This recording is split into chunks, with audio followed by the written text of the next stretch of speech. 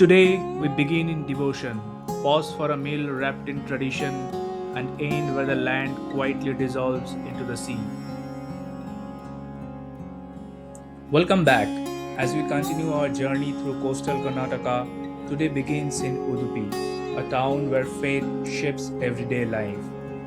At its heart stands Sri Krishna Matha, established in the 13th century by the philosopher Saint Madhavacharya. What makes this temple unique is how you see the deity, not directly, but through a small silver window called the Kanakana Kindi. Legend says the saint Kanakdasa was blessed with a divine vision through this very window, and ever since devotees continue that tradition. Inside, the atmosphere is simple and rhythmic: chants, temple bells, oil lamps flickering against the carved wooden pillars. You can sit through the puja, watch the Alankara rituals, or walk the corridors around the sanctum. Prasada is served daily, a humble, sacred meal shared by all. Step outside, and the temple complex opens into quiet courtyards, a sacred pond, or even a goshala that reflects the town's deep rooted traditions. Udupi doesn't overwhelm you, it settles into you. It reminds you that devotion here is not an event, it's a way of life. And whether you come here seeking blessings, history, or simply stillness, you leave carrying something with you. Have you experienced a place that felt peaceful without trying too hard? Please leave your comment in the comment section.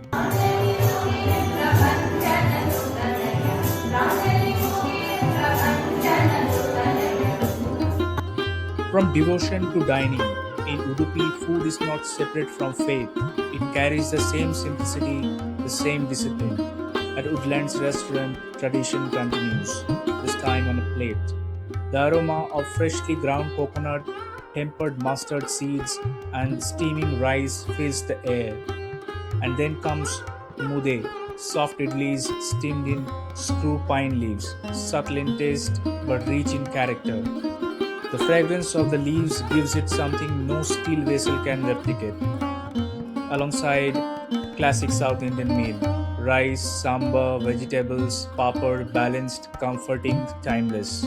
Sometimes the most memorable meals aren't extravagant, they're honest.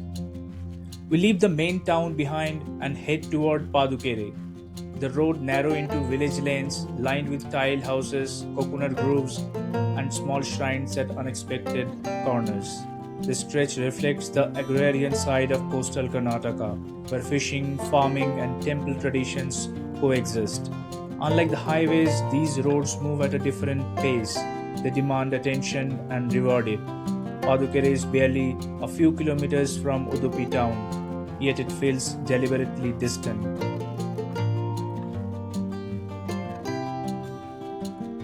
And then the landscape shifts. On the left, the long expanse of Padukere Beach. This coastline remains relatively untouched compared to commercial beaches in Karnataka or any other part of India. There are no large resorts, no aggressive development, just open sand and uninterrupted horizon. The road runs parallel to the shore, separated only by dunes and scattered vegetation. Geographically, this region sits between the Arabian Sea on one side and inland backwaters on the other, creating a narrow but striking coastal strip. The coconut trees begin to lean toward the road, arched naturally by years of coastal wind. They don't line up perfectly, they bend, stretch, and frame the drive in a way that feels organic, not curated. You have probably seen viral videos of Goa's palm lined strips. This stretch feels different, less commercial, less performed. In many ways, I find this far more beautiful than some of the heavily photographed coastal roads in Goa, because here the landscape isn't trying to impress you, it simply exists. The road is best experienced early in the morning or just before sunset, when the light softens and the traffic almost disappears.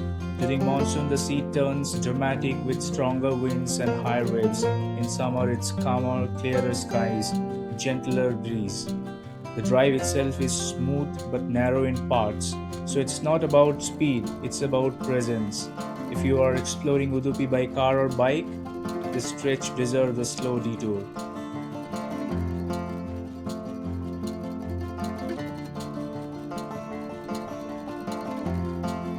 We pull over near one of the rock bunds, a stone barrier built to reduce coastline erosion and soften wave impact. It reminds me of the much larger bunds at Maravante Beach, where it runs alongside the highway to protect the road. If you haven't watched the Maravante Drive yet, that contrast is what's seen. Walking across them gives you a closer view of the shoreline, raw, textured, unfiltered. Small crabs scatter between the rocks, a reminder that this coastline sustains more life than it first appears. From above, the geography becomes clearer. On one side, the Arabian Sea, on the other side, the calm flow of the Udyavara River. The river eventually meets the sea not far from here, creating a dynamic coastal ecosystem. Few places allow you to witness two distinct water bodies within such close proximity. And with that, we come to the end of today's journey. Thank you for watching and being part of this series. The next episode will be the final chapter along this coast. Until then, this is the former nice guy signing off.